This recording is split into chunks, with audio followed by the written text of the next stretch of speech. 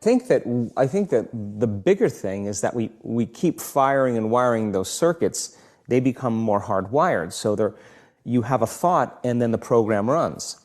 But it's the emotion that follows the thought. If you have a fearful thought, you're going to feel anxiety. The moment you feel anxiety, your brain's checking in with your body and saying, yeah, you're pretty anxious.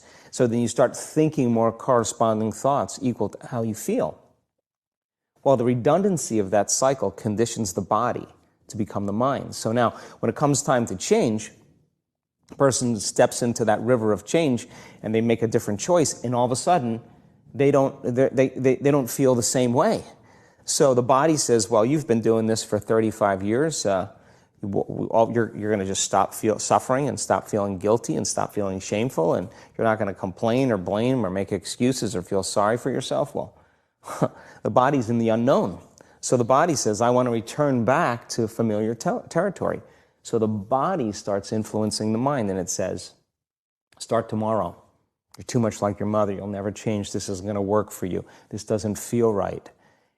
And so if you respond to that thought as if it's true, that same thought will lead to the same choice, which will lead to the same behavior, which will create the same experience, which will produce the same emotion. I want to talk about that notion of, give me a little more detail on what you mean by the body becomes the mind or the unconscious mind. What do you mean by that exactly? Well, those are two different things. Your body is your unconscious mind.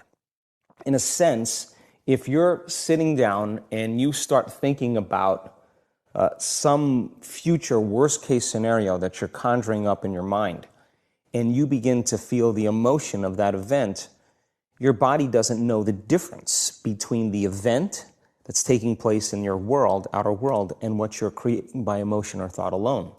So most people then, they're constantly reaffirming their emotional states. So when it comes time to give up that emotion, they can say, I really want to do it, but really the body is stronger than the mind because it's been conditioned that way. So the servant now has become the master. And the person, all of a sudden, once they step into that unknown, they'd rather feel guilt and suffering because at least they can predict it. Being in the unknown is a scary place for most people because the unknown is uncertain. People say to me, well, I can't predict my future. I'm in the unknown, and I always say the best way to predict your future is to create it. Not from the known, but from the unknown. What thoughts do you want to fire and wire in your brain? What behaviors do you want to demonstrate in one day? The act of rehearsing them mentally, closing your eyes, and rehearsing the action. Rehearsing the reaction of what you want, or the action of what the action of what you want. By closing your eyes and mentally rehearsing some action. If you're truly present, the brain does not know the difference between what you're imaging and what you're experiencing in 3D world. So then you begin to install the neurological hardware in your brain to look like the event has already occurred. Now, your brain is no longer a record of the past. Now it's a map to the future. And if you keep doing it, priming it that way, the hardware becomes a software program. And who knows, you just may start acting like a happy person.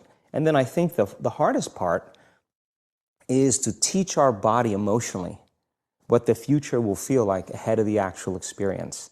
So what does that mean? You can't wait for your success to feel empowered. You can't wait for your wealth to feel abundant. You can't wait for your new relationship to feel love or your healing to feel whole. I mean, that's the old model of reality of cause and effect, waiting for something outside of us to change how we feel inside of us. And when we feel better inside of us, we pay attention to whoever or whatever caused it. But what that means then is that from the Newtonian world is that most people spend their whole life living in lack, waiting for something to change out there. What do you mean the Newtonian world? The Newtonian world is all about the predictable. It's all about predicting a future. But the quantum model of reality is about causing an effect. The moment you start feeling abundant and worthy, you are generating wealth. The moment you're empowered and feel it, you're beginning to step towards your success. The moment you start feeling whole, your healing begins. And when you love yourself and you love all of life, you'll create an equal. And now you're causing an effect. And I think that's the difference between living as a victim in your world, saying, I am this way because of this person or that thing or this experience. They made me think and feel this way. When you switch that around, you become a creator of your world, and you start saying, my thinking and my feeling is changing an outcome in my life. And now, that's a whole different game, and we start believing more that we're creators of reality.